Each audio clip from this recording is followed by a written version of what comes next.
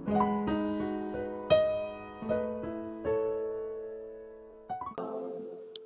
Lord be with you. Reading from the Holy Gospel according to Mark.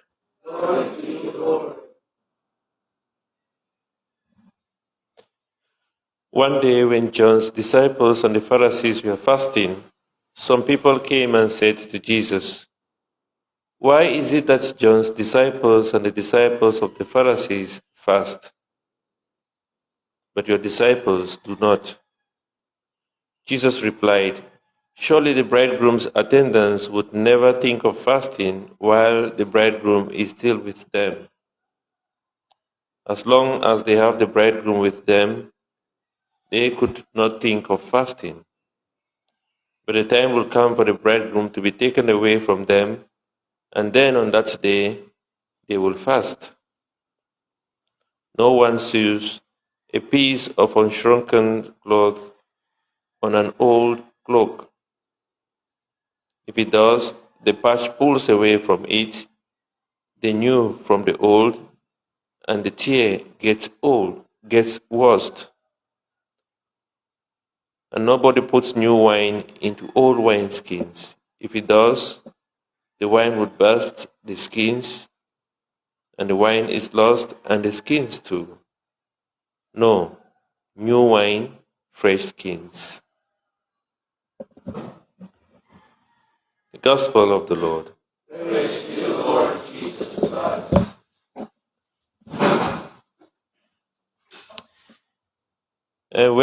When I was still a little boy, most of the stories that I have, old stories, are really when I was still a little boy. When we were still living in Cameroon, we used to stay in the room where I used to stay, where I used to sleep. It's very dark room. I was staying there with my brother and some of my sister and my cousin. And when we went into sleep, my mother would come and bolt the door, so we couldn't get out. But there was everything inside that room. And there was always a small lantern. This lantern that you just put fire and you can slow it or put it high. And because I was very scared always when I was a little boy, after watching, there was one horror Nigerian movie that we watched, and we always scared each other about this movie.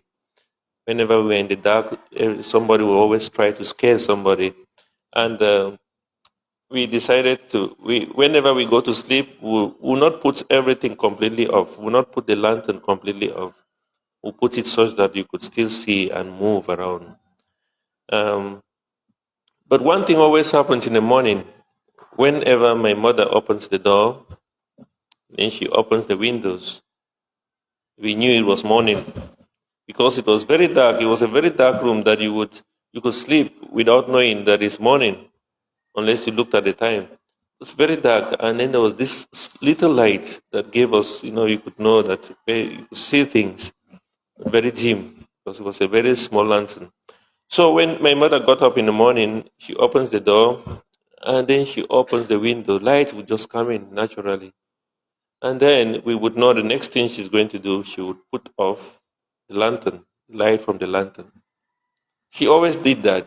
She came in, opens the windows, bright light comes in. Even if you are sleeping, you are really struggling to open your eyes and see because you were in complete darkness before. And then she goes and puts off the lantern. And I was reflecting about this practice that my mother used to do. I said, why would she put off the lantern? Because there was a new light of the day. The light of the dawn has come. She didn't put off the lantern because she wanted darkness. No, it was because the light of the new day had come. Jesus came as the light of the new day. But the Pharisees and all those who were trying to oppose him still got stuck to the lantern, the light of the lantern. They are asking him, why is it that your disciples do not fast? Why is it that the disciples of John are fasting? Why is it that the disciples of the Pharisees are fasting and yours do not fast? And this is what is happening, that they are still stuck to their old ways. Jesus has come as the light of the new dawn, but they are still unwilling to accept him. They say, no, it is not light yet. It is not what we want. We want to still stick to the light of the lantern. No, there is a brighter light. It is something that we could depend on more. And I would not say that this applies only to the disciples to the Pharisees and their disciples. It also applies to us. And Jesus brings this story down and he says that, no, new wine should be put in new wine skin. You cannot take an old patch, a new patch to put on an old skin, because there will be a bigger tear. We cannot take the new doctrine that Jesus has brought and put it in an old container. And I say this is related to us because most of the time we want Jesus in our life, but we don't want him to change everything of our past. There are still things that we hold on to, and we just want a little bit of God's grace to be able to patch up what is needed in our life at any particular time. And so it's like, God, I want you in my life, but I don't want you to change everything. I still want my old self, I still want my old skin, I still want the old wine container, and I just want you to put that newness of yours in that my old self. And Jesus has come as the light of the new day. He has come as new wine, which has to be received, which has to be put into a new container, meaning that we have to change our way of life.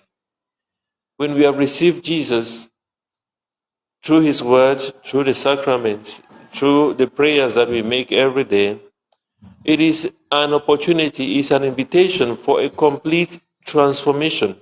I talked of the word metanoia, complete transformation. An opportunity for us to receive him in a new self and say, Lord, there are ways that I was used to. There are things that I used to do. But because you are the light of the new day, because you have come with newness in my life, I give up all of that. And that is exactly what the disciples of Jesus did.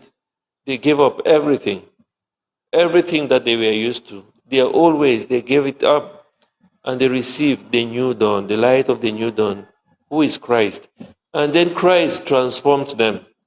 It is only then that we can receive the miracle that we need. It is only then that we can receive the transformation that we need. It is only then that we can receive everything that we are asking for in prayer. It is only then that we can receive the gift of perseverance. And the things that were impossible for us become possible because it is Christ working in us, and that we have allowed him to be able to transform us and use us for his own purpose. My dear brothers and sisters, let us therefore open up our hearts and be ready to receive him, not in the old self, but in a new self, asking him to transform us, to direct us, and to lead us in the path that will bring us to that place where he wants us to be.